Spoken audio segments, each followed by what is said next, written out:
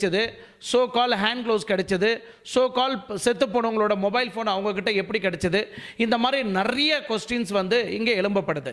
அது மட்டும் இல்லை, இந்த 4 பேர், இந்த 3 பேர் இருக்கிறாங்க இல்லையா, ராசம்மா, ராமசாமி, இவங்க 2 பேரையும் கொலை பண்ண அந்த குற்றவாளிங்க தான் பல்லடத்தில் நடந்த சம்பவத்துக்கும் கொலை செய்த நபர்கள் அப்படின்னு இந்த 4 பேரையும் சொல்கிறாங்க. யார் இந்த 4 பேர் அப்படின்னு நீங்கள் பார்த்தீங்கன்னா, ஞானசேகர், ரமேஷ், மாதேஸ்வர், ஆச்சியப்பன், இவங்க 4 பேரையும் நேற்று சாயங்காலம் போலீஸார் வந்து, ஈரோடு போலீஸ் வந்து கைது பண்ணாங்க.